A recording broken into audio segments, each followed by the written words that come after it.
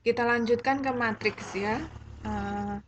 Silahkan dibaca bab 1.4 yaitu matriks, bahwa matriks ini sebenarnya dapat kita jumpai di mana-mana. Termasuk kalau kita sedang bekerja dengan Excel, ada baris, ada kolom, itu sebenarnya kita juga telah bekerja dengan matriks ya. Kemudian matriks sendiri adalah jajaran elemen yang berupa bilangan atau simbol yang berbentuk persegi 4. Maaf, persegi panjang ya. Yang ukurannya ditentukan oleh banyaknya baris dan kolom. Jadi kalau di semester 1 atau 2 Anda belajar algoritma pemrograman dan struktur data, itu Anda belajar larik atau array. Nah, itu sebenarnya adalah juga matriks. Ya, karena ada baris dan kolom di situ. Nah, di SMA sebenarnya Anda juga sudah belajar ya ini ya, tentang matriks ini, baik itu jurusan IPA, IPS, atau STM. Nah, di sini ini ada contoh matrik ya, seperti yang sudah Anda ketahui.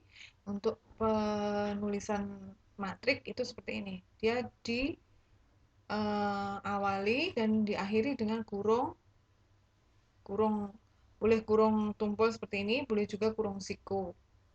Nah, di sini ukuran matrik ditentukan oleh banyaknya baris dan kolom. Sehingga matrik A ini bisa kita katakan dia mempunyai ukuran 3 baris dan 4 kolom. Selalu baris terlebih dahulu yang disebut ya. Baris dulu baru kolom. I atau J. I-nya untuk baris dan J-nya adalah untuk kolom. Ya, di sini ada 3 baris atau kalau dalam Excel itu namanya row dan 4 kolom, 4 kolom. Ya, 1 2 3 4. Sehingga elemen dari matriks A itu dinotasikan dengan A, I, J. I-nya baris, J-nya kolom. Nah, contoh, kalau misalnya Anda disuruh mengakses elemen A24. Elemen A24 ini apa ya isinya? Berapa? Angka berapa?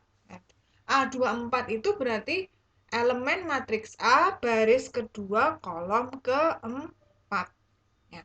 Baris kedua kolom keempat. 1, 2, 3, 4. Maka elemen A24 itu adalah 12. Kemudian lagi, di sini. Secara umum, untuk matriks berukuran M kali N, sekali lagi di sini M-nya adalah baris, N-nya adalah kolom. Sehingga, jadi mau apapun simbolnya I atau J, M atau N, ya, itu yang di depan adalah baris dan yang di belakang adalah kolom. Dapat juga dikatakan berukuran. Nah, dituliskan dengan A, I, J. Ya.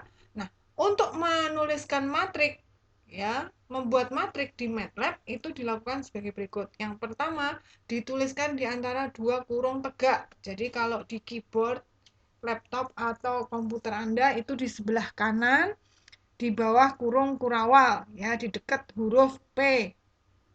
Silahkan Anda lihat di situ. Ada kurung siku, ya. Kemudian, untuk membedakan elemen pada setiap baris digunakan spasi. Ya, untuk membedakan elemen pada tiap baris itu berarti Anda di sini adalah membuat kolom. Ya. Nah, membuat kolom. Ya. Jadi kolom itu pada matrik dipisahkan dengan spasi. Ya, di sini saya tambahin aja, silahkan Anda orek-orek sendiri di modul Anda. Kolom pada maaf. Untuk membuat kolom pada MATLAB dipisahkan dengan spasi. Nah, sedangkan antara baris satu dengan baris di bawahnya itu dipisahkan dengan tanda titik koma.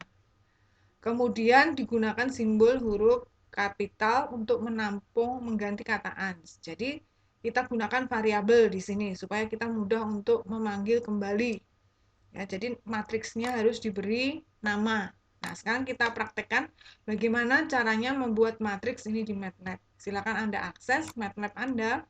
Nah, di sini ya, kita buat misalnya matriks A, kita pakai, Anda bisa contoh yang ini atau saya pengen memperlihatkan kepada Anda, kita buat contoh yang ini ya, yang agak besar matriksnya berukuran 3 kali 4. Ini baris pertama, itu elemennya adalah 1, 2, 3, 6. Jadi baris pertama ada 4 kolom, kolom pertama isinya 1, kolom kedua 2, kolom ketiga 3, dan kolom keempat 6. Nah tadi juga aturannya kolom itu dipisahkan oleh spasi. Jadi kita buat dulu baris pertama 1, 2, kemudian berapa tadi? 3, 6. 3, 6, kemudian kita buat baris kedua. Untuk menuju baris kedua kita pakai tanda baris pertama kita tutup dulu dengan titik, koma.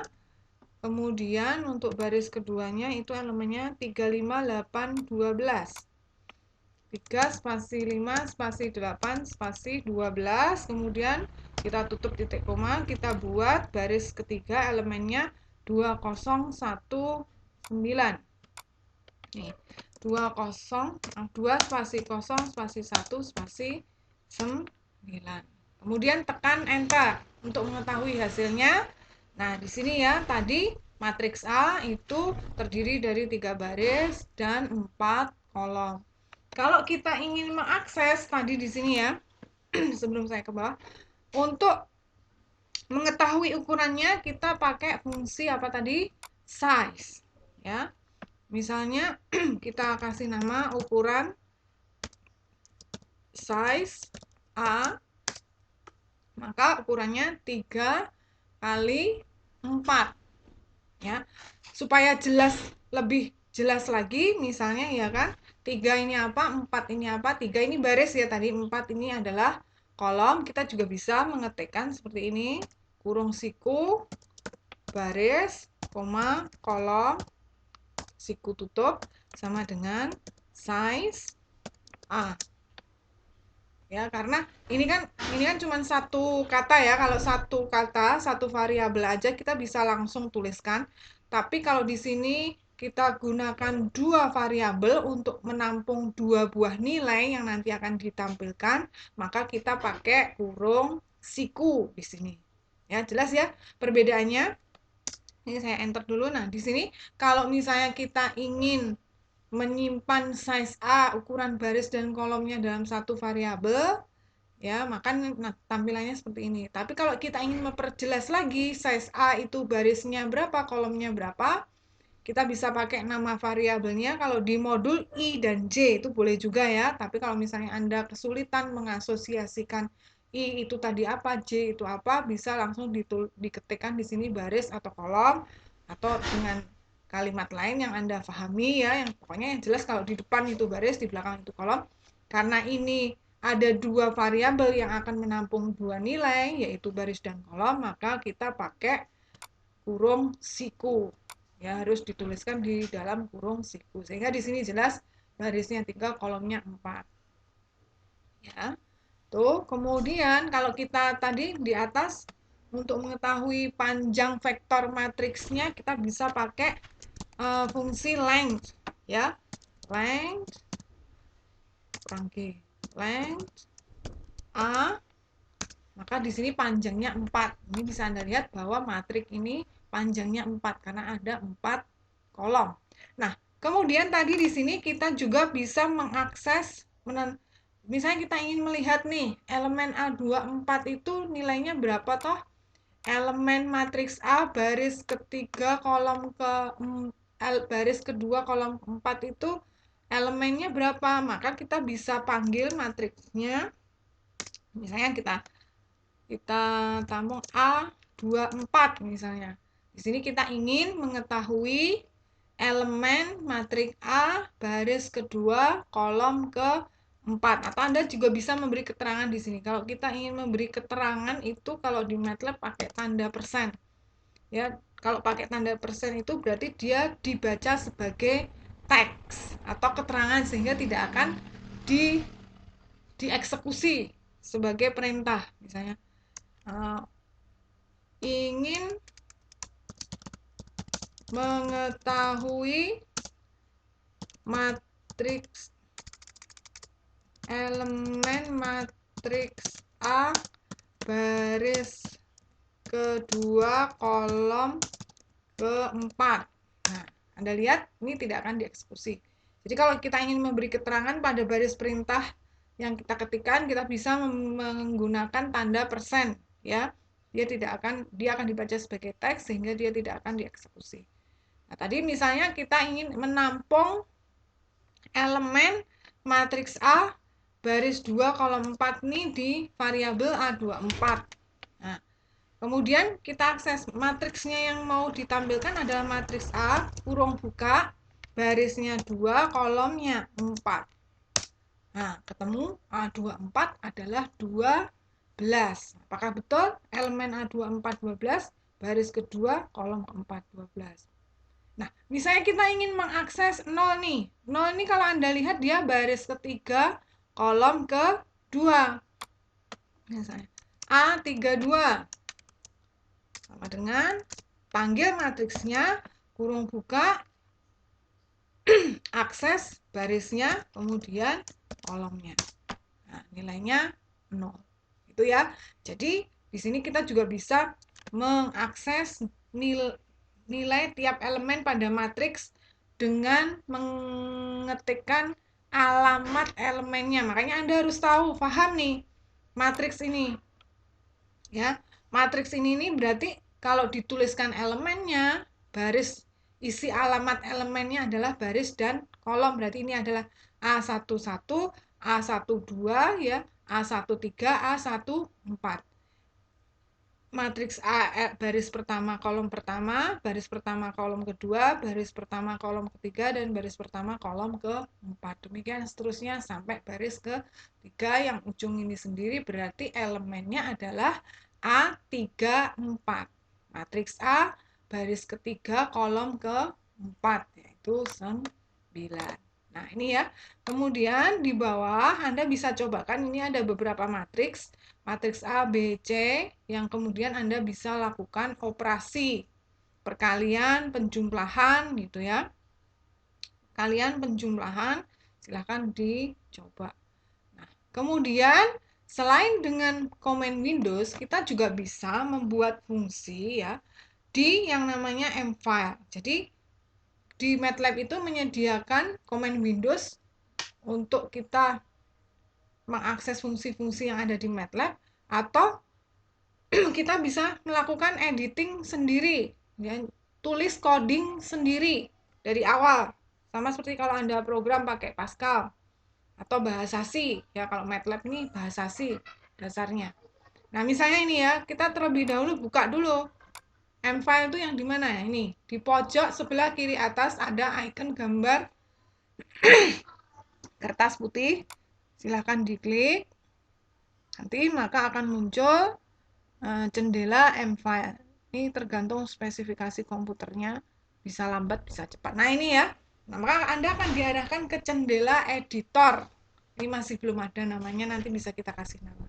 Nah, di sini kita akan melakukan coding.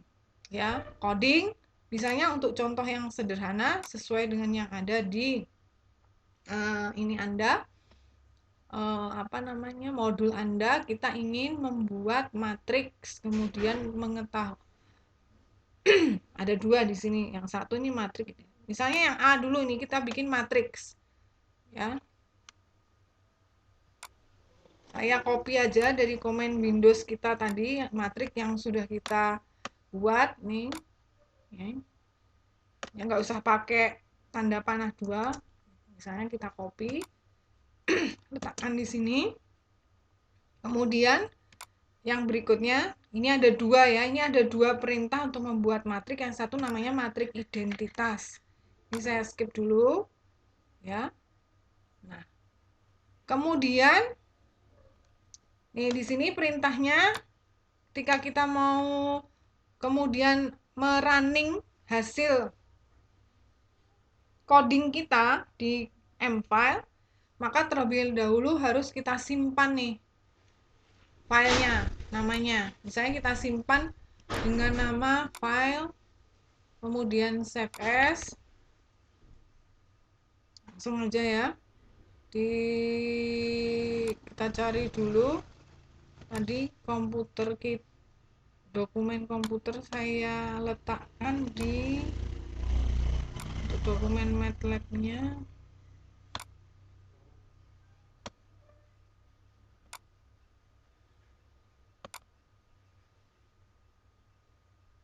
di program.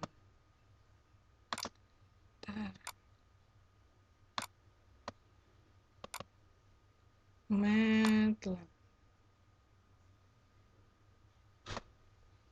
Ini lebih baik supaya Anda tidak pindah-pindah directory. Kalau mau simpan file itu Anda letakkan di file MATLAB-nya tadi, Anda installnya di mana ya. Kalau saya install di C, kemudian program files, MATLAB, kemudian kita bisa simpan di bin. Boleh juga.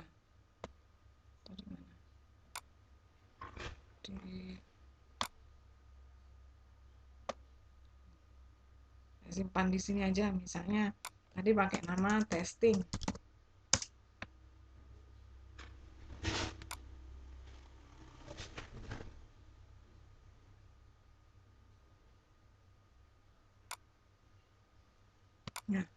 Nah, kalau sudah bisa kita run testing. Nanti Anda akan diarahkan. Nah, ini ya, kalau misalnya file penyimpanan kita itu tidak kita simpan di mana MATLAB kita terinstall, dia akan minta konfirmasi ya. To run this file, you must change the MATLAB current directory. Nah, kalau Anda bingung, di change directory aja. Kita simpan. Tadi di my dokumen MATLAB. Nah, di sini testing. Yes. Udah gitu kita run.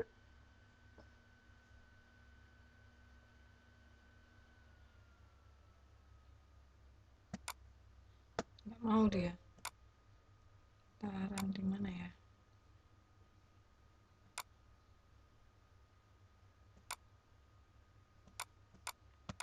Testing 2. Atau kita pakai nama matrix.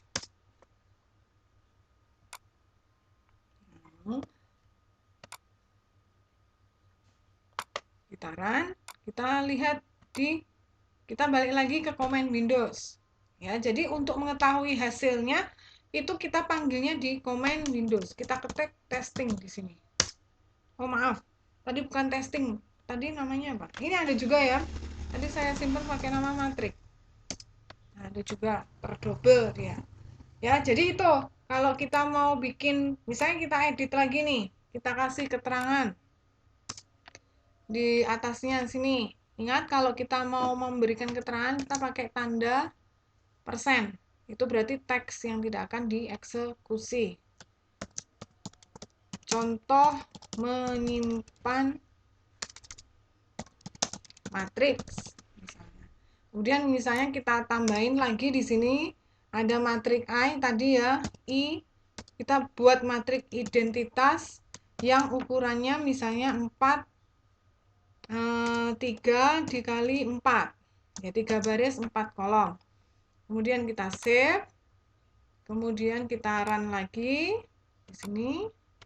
Nah, kita panggil nih tadi ya. Nah,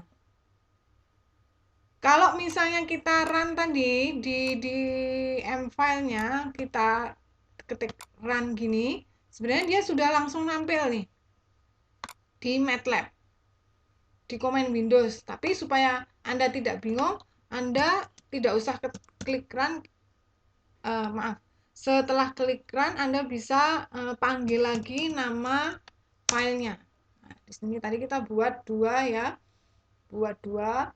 Yang teks tadi, teks di atasnya ini itu tidak akan dieksekusi, dia hanya sebagai keterangan di coding kita bahwa kita membuat contoh menyimpan dengan matriks.